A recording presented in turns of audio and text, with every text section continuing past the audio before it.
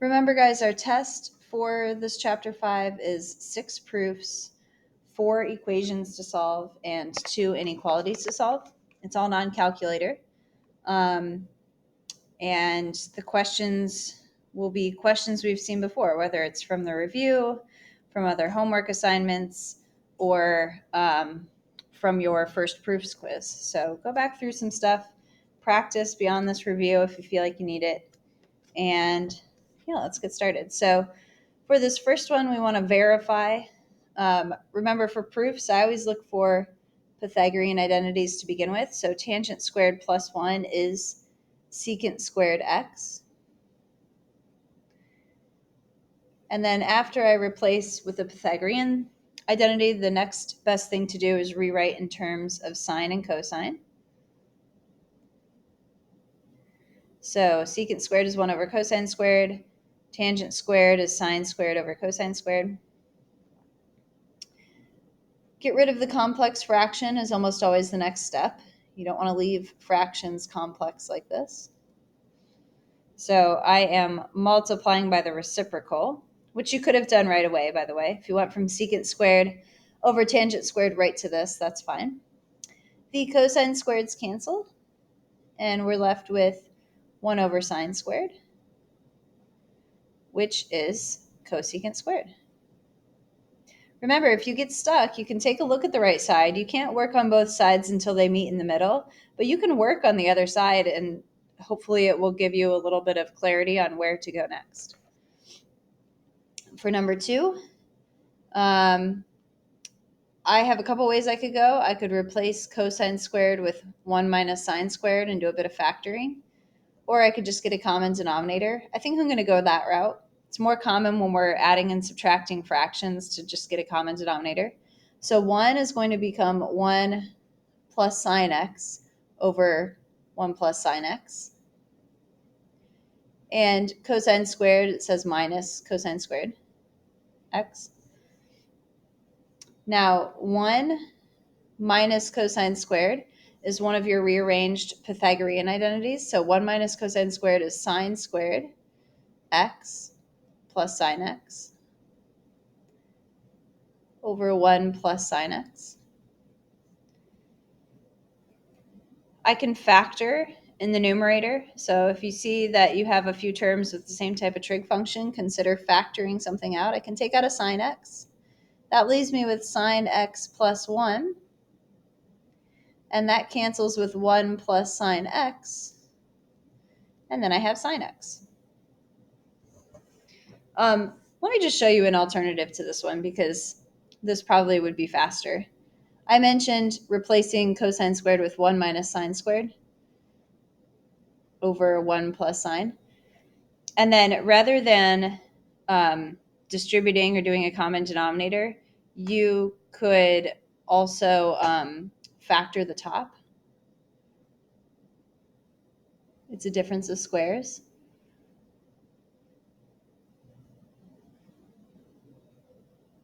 So the 1 plus sine x is cancel. And then as long as you're careful here, you're distributing this negative through here still. So 1 minus 1 plus sine is also sine x. So this is just another way to get to that same problem. Okay, for number 3. Again, there are going to be a lot of ways to go on this. I wouldn't begin with Hart method because there's a lot of simplifying there. Always look for Pythagorean identities first. So secant squared minus tangent squared, that's a rearranged Pythagorean identity. That's equal to 1 plus tangent x over secant x. Now I'm going to rewrite in terms of sine and cosine. So quotient identity says tangent is sine x over cosine x. Reciprocal identity says secant is 1 over cosine x. When you have a complex fraction like this, you can clear out the complex fraction, get rid of the fractions within fractions by multiplying by the common denominator that you see. So there's a cosine x. If I multiply by cosine x over cosine x, that's going to make this cosine x plus sine x over 1. We're supposed to get sine x plus cosine x, so I guess I'll write it that way as my final step. And that finishes off that proof.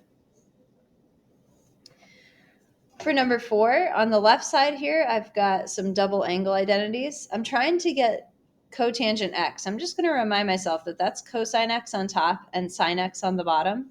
And the reason I'm reminding myself of that is because if I use one of the alternate forms for cosine of 2x, I can probably get here a little bit faster. So here's the one that we have originally. Cosine of 2x is cosine squared minus sine squared. Remember, though, we had these alternate forms where if you replace cosine squared with 1 minus sine squared and combine like terms, you get 1 minus 2 sine squared. Again, we did this more formally in the notes, so check back to your notes packet. If you change minus sine squared with minus the quantity 1 minus cosine squared, you get positive 2 cosine squared minus 1. So I'm going to use this version because I want to have just a cosine in the top. All right, so 1 plus 2 cosine squared x minus 1 over sine 2x is 2 sine x cosine x. 1 minus 1 cancels, adds up to 0. 2 cosine squared x over 2 sine x cosine x. So the 2's cancel. This cosine cancels with one of the cosines here. And remember what I said, I'm trying to get cosine over sine. So now I have that. And that's equal to cotangent x.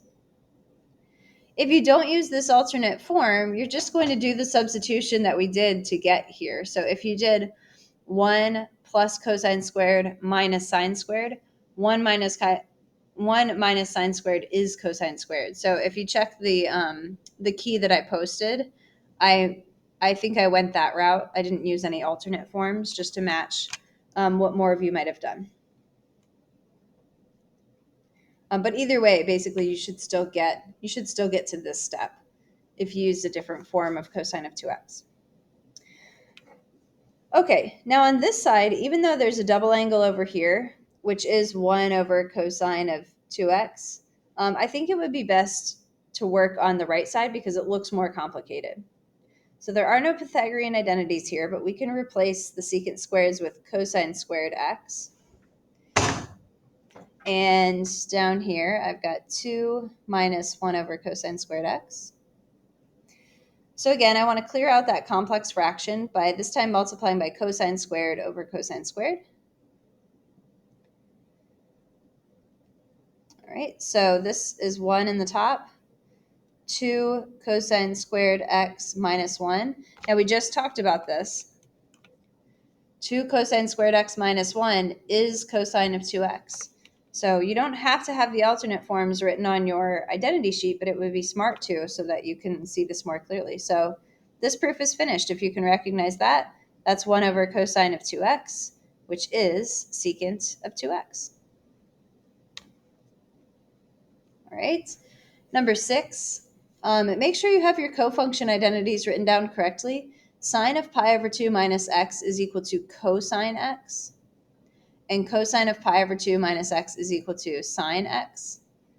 And that's cotangent x. That's a nice short one. The reason I included this is because when we had the first identities quiz, the purple sheet to fill out, a lot of you had the sine equal to cosecant and cosine equal to secant. So be careful. Make sure that you have that straightened out and written down correctly. Check our notes because it is correct in the notes. All right, left side is more complicated here. We're trying to get to 1 over sine x. That doesn't give me a lot of information about which function to use here. So for cosine of 2x, I'm going to go ahead and choose the default, which is cosine squared x minus sine squared x. So I don't use an alternate form unless I really know what's going to happen with it. And sine 2x only has one formula, 2 sine x cosine x. And before you start doing a common denominator, we should see if anything cancels here. So like here, the cosines cancel. So cosine squared x minus sine squared x over sine x plus 2 sine x. So maybe at this point I'll get a common denominator. I need to multiply this by the second term by sine x over sine x. So that becomes cosine squared x minus sine squared x plus 2 sine squared x. All of that is now over sine x. Combine like terms here. Negative sine squared plus 2 sine squared is positive 1 sine squared. So now we have cosine squared plus sine squared, and hopefully that's jumping out at you. That's equal to 1. It's a Pythagorean identity over sine x, and that's equal to cosecant x. All right, number 8. We have seen this a few times now. It showed up on your quiz. It showed up in some homeworks. It was in our notes. I honestly don't remember if I put it on the test, but there's a good chance I put something like this on the test. So what do? If you start on the left side, because you're in terms of sine and cosine and there's nothing else to do, you would start by multiplying by the conjugate. If you start on the right side, you would change these to sines and cosines. So 1 over sine x plus cosine x over sine x. Those already have a common denominator, so put them together.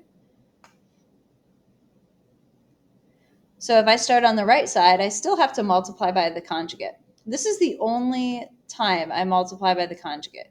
I do not multiply by the conjugate if I have, I'm trying to find one. Well, we don't have an example here, but if I have like 1 minus cotangent x, I would not multiply by the conjugate because cotangent can be rewritten a different way. The only time we use the conjugate, and again, we have this in the notes, only time you use the conjugate is if you're down to sines and cosines and there's nothing else to do anyway. Okay, so conjugates multiply together nicely.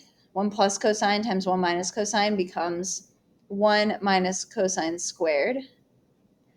Non-conjugates, let's just leave them separate because we've always done that. But the reason we've always done that is so that you don't have to go back and factor it out. 1 minus cosine squared is sine squared x. So again, if I already have the sine out here, so if I didn't make it sine x minus sine x cosine x, if it's already factored out like this, I can cancel this sign with one of these. And that gets me the left side of the equation, sine x over 1 minus cosine x. Another reason we multiply by the conjugate here is because we're trying to put something in to our expression that we have on the other side. We have a 1 minus cosine x. If I want to multiply 1 into the denominator, I can do that as long as I multiply into the numerator as well. All right, let's go on to the equations. So factoring, find all values x to satisfy the equation. First one is factoring. We can take out a sine squared. That leaves us with 2 sine x plus 1. That means that sine squared x could equal 0, which means sine x could equal 0. Sine x could also equal negative 1/2. Sine is equal to 0. I'm going to put these quadrants up here. When sine and cosine are equal to 0, you're using your non-quadrant angles. So sine is equal to 0 at 0 and pi. But remember, we write these with our infinite many solutions. So x is equal to 0 plus 2 pi k, or just 2 pi k. And x is equal to pi plus 2 pi k. This gives you all the even multiples of pi. This gives you all the odd. So for both of those, k is an element of the integer number set. So there's one set of solutions. And then when sine x is equal to negative 1/2, our reference angle is pi over 6. And you should be in quadrants 3 and 4.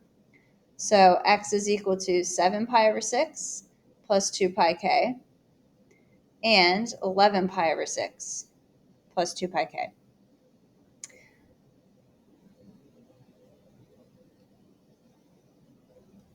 All right, for the next one, I'm not ready to factor a sine out yet because this is sine 2x, which is not the same as sine x. So expand this out first. 2 sine x cosine x plus sine x equals 0. Now it's a factoring problem. Factor out a sine x. So sine x could equal 0, or cosine x could equal negative 1/2. Sine is equal to 0. We just solved that one. So again, at 2 pi k and at pi plus 2 pi k, k has to be an integer. Cosine is negative with a reference angle of pi over 3, and it's to get 1/2, and it's negative in quadrants 2 and 3. So x is equal to 2 pi over 3 plus 2 pi k, and 4 pi over 3 plus 2 pi k. I'm going to stop this video here because I'm out of time before a meeting, but we'll pick up and do the rest of these in the second video.